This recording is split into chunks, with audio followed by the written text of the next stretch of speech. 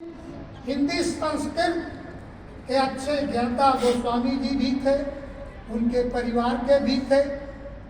और रविदास जी महाराज वहाँ से मारवाड़ आए और वहाँ जो मारवाड़ की रानी मीराबाई, उसको भी नामदान दिया। बाद में ठहरे थे।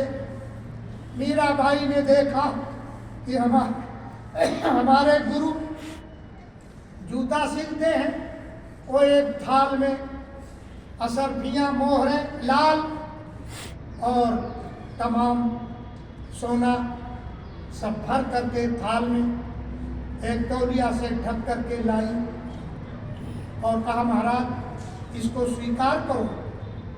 तो रविदास जी महाराज ने कहा पीछे कि वहाँ इशारा किया रख, और रख के चली गई। 2-4 दिन बाद आई, महाराज आपको हम इतने रतन दे गए, आप उसको भेजते तो आपको ये जूता सिलने की क्या जरूरत। तो नाराज हो गए, कहा ये मेरी रोजी रोटी है, मैं इसको नहीं छोड़ सकता, और जो तू लाई थी जहाँ रखी थी वही रखा है, तू ले जा अपना, मुझे नहीं चाहिए। हमारे गुरु महाराज भी काफिला लेकर जाते थे, अपने आश्रम का आटा, गेहूं का, बाजरे का आटा, मक्के का आटा सब गाड़ी में रखवा के ले जाते थे। एक एक टीन घी गाय का गुरु महाराज लेकर जाते थे, और जब जहाँ जैसी मौज होती थी वैसा बनवा करके लेते थे। कोई भी महात्मा इस धरती पर आए, उन्होंने अपने मेहनत की रोटी खाया, वो दाता होते, भिखारी नहीं होते। भिखारी सारी दुनिया, और वो देने के लिए आते। धन्ना जाट वो भी गृहस्थ आश्रम में थे, खेती बाड़ी करते थे, गाय पालते थे और अपनी मेहनत की कमाई खाते थे। पूरे महात्मा थे। समर्थ गुरु रामदास, कोई भी, सारे महात्माओं का इतिहास है कि सब ने अपनी कमाई मेहनत की खाया, और यह सबको ताकीद करते थे कि ईमानदारी और मेहनत से कमाई करोगे तो तुम्हारा भजन बनेगा।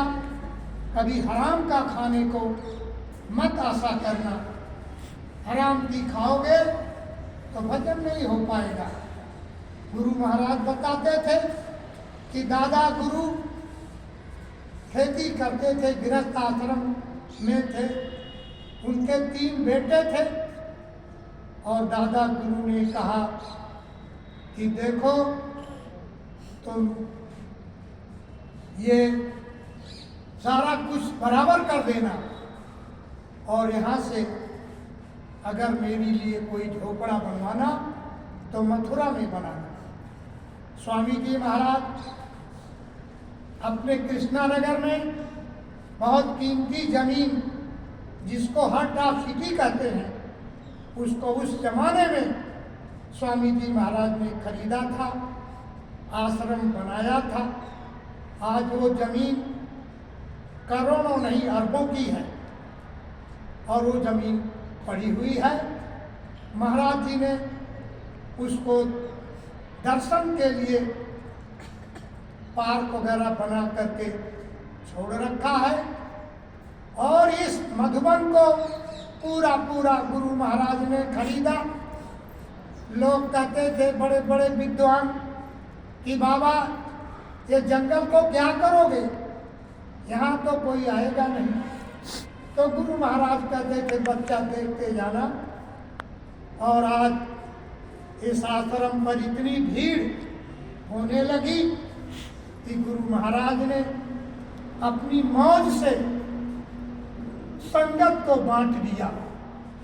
आज लोग तरह तरह की बातें कहते हैं, लेकिन गुरु महाराज की मौज से ही गुरु महाराज ने संगत को बांट दिया। आज इतनी अपार भीड़ होती है, अगर बांटे ना होते तो यहाँ 1 इंच भी जगह खड़े होने की नहीं मिलती। वो हम लोग देख रहे हैं कि कितनी अपार भीड़ हो रही है और महात्माओं का संकल्प पूरा होता है। और आज सब पूरा होके देखा जा रहा है। एक बार यहाँ आश्रम में मैं आया हुआ था और यहीं उस समय जो ठाकुर साहब स्वामी जी महाराज की गाड़ी चलाते थे, फावड़े से मिट्टी को बराबर कर रहे थे, तो मैं पहुंचा तो मैंने भी फावड़ा उठाया।